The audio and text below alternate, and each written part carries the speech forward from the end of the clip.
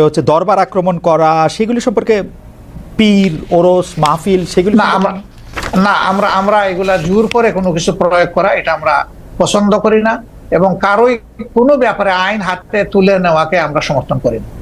জনাব শফিকুর রহমান, আপনি কি জানেন যে ব্যাপারে আমাদের অবস্থান জনাব শফিকুর রহমান আপনি কি জানেন কিছু মাজার দরবার এগুলিকে আক্রমণ করা হয়েছে?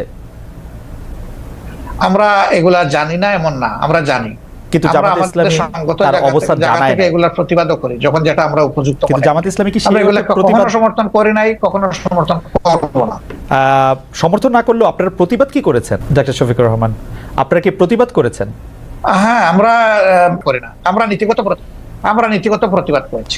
একদম আইটেম টু আইটেম যদি ধরেন সেরকম হয়তো আপনি পাবেন।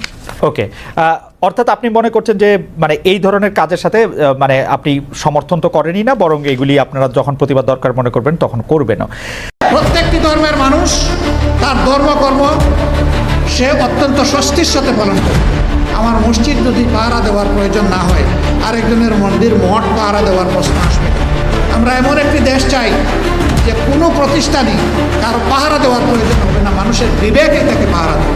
আমরা চেষ্টা করব নিজেরা দুর্নীতি জিরো এবং সকলের জন্য দুর্নীতি জিরো। আমরা বলেছি এই দেশে আমরা মেজরিটি মাইনরিটি একেবারেই মানি না। এটা বলে কিছু মানুষের উপর স্নায়ুর চাপ প্রয়োগ করা হয়। আমার মসজিদ যদি পাহারা দেওয়ার প্রয়োজন না হয়, আরেকজনের মন্দির মঠ পাহারা দেওয়ার প্রশ্ন আসবে কেন? আমরা এমন একটি দেশ চাই যে কোনো প্রতিষ্ঠানই কারো পাহারা দেওয়ার প্রয়োজন হবে না, মানুষের বিবেকেই তাকে পাহারা দেবে। প্রত্যেকটি ধর্মের মানুষ তার ধর্মকর্ম সে অত্যন্ত স্বস্তির সাথে পালন করবে। ইসলাম কারো উপর জোর জবরদস্তি একেবারেই অনুমোদন দেয় না। লা ইকরাহা ফিদ্দিন, দিনে কোনো বাড়াবাড়ির চাপাচাপি চলবে না। স্পষ্ট মুবিন, কোরআনের সমস্ত আয়াত একদম স্পষ্ট।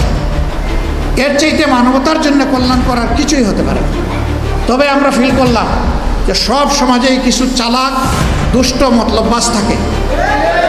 এই জন্য পরদিন থেকে আমরা শুধু একা নই, সমস্ত কওমি মাদ্রাসার ছাত্ররা নেমে এসেছে রাস্তায়, আমরা গিয়েছি, সবাই মিলে আমরা এগুলা পাহারা দিয়েছি। একটা নতুন ইতিহাস সৃষ্টি হয়েছে বাংলাদেশে। আমরা সারা দেশে আমাদের কর্মীদেরকে বলেছি যে মুমিনরা ঐক্যবদ্ধ হয়ে আজকে সবার ধর্মীয় প্রতিষ্ঠান পাহারা দেবে ইনশাআল্লাহ। যতদিন পর্যন্ত একটা স্থিতিশীল সরকার মোটামুটি প্রতিষ্ঠিত না হয় ততদিন পর্যন্ত আমাদের এই পাহারাদারি অব্যাহত থাকবে। শুধু ধর্মীয় প্রতিষ্ঠান না, তাদের ব্যবসা প্রতিষ্ঠান, বাড়িঘর, কোথাও যদি তারা কেউ ফিল করেন যে আমাদের কোনো সহযোগিতা দরকার, আমরা প্রস্তুত। ডিজাইন, এলিগেন্স, বিউটি, সেরা পণ্য সবার জন্য জেভিকো। আমরা চেষ্টা করব নিজেরা দুর্নীতি জিরো এবং সকলের জন্য দুর্নীতি জিরো করব না, কাউকে করতেও দিব না ইনশাআল্লাহ। তাহলেই একটা দুর্নীতিমুক্ত বাংলাদেশ হবে। তবে এটা মনে রাখতে হবে, ড্রেইনের ময়লা পানি দিয়ে 24 বার ধুইলেও কিন্তু উজু একবার হবে না। উজুর জন্য প্রয়োজন হবে পরিচ্ছন্ন পানি, পবিত্র পানি। এই জন্য কাকে দিয়ে দুর্নীতিমুক্ত সমাজ গঠন করতে হবে, আমি বিশ্বাস করি বাংলাদেশের মানুষ এটা বুঝে ফেলেছে। একটা দুর্নীতিমুক্ত করাপশন ফ্রি সোসাইটি এই দেশের মানুষ চায়, আর আমরাও সেটাই চাচ্ছি। 2 নম্বর, আমরা চাই না যে আদালত কারো অর্ডারে চলে।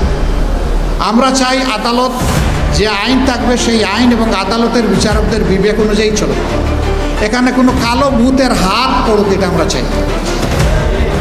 সত্যিকার অর্থে এই বিচার বিভাগ স্বাধীন থাকবে, এই জন্য স্বাধীন সেক্রেটারিয়েটও গঠন করতে হবে। 3 নম্বর, আমরা চাই না রাষ্ট্রের কোনো বাহিনী অথবা কোনো সেবক কোনো দলের হয়ে দলবাজি করে। আমরা ক্ষমতায় গেলে কাউকেই সুযোগ দেব না আমাদের হয়ে তেলবাজি দলবাজি করার কোনো সুযোগ দেব না। রাষ্ট্রের কর্মচারী হবেন রাষ্ট্রের সেবক, রাষ্ট্রের ট্যাক্সের পয়সায় তাদের সব কিছু চলে, আমারও অনেক কিছু চলে। এই জন্য আমার যেমন দায়বদ্ধতা আছে, রাষ্ট্রের বাহিনীগুলোর বিশেষভাবে সেই দায়বদ্ধতা আছে।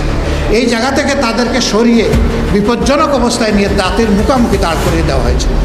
জাতি একদিকে যুদ্ধে, তারা আরেকদিকে যুদ্ধে, এই যুদ্ধ করে অনেকগুলো জীবন গিয়েছে। আমরা আরেকবার চাই না যে এই ধরনের একটা অবস্থা বাংলাদেশের সৃষ্টি, আমরা এটা হতে দেব না। 4 নম্বর, আর্থিক সেক্টরে আমরা এইখানেও কোনো নেপোটিজম বা স্বজনপ্রীতি আমরা দেখতে চাই না, নিজেরাও করব না এবং কাউকে করতে দেব না। যদি রাজনীতিবিদরা সিদ্ধান্ত নেয় যে এই দেশটা সুন্দর হবে, আর কেউ অসুন্দর চলার সাহস করবে না।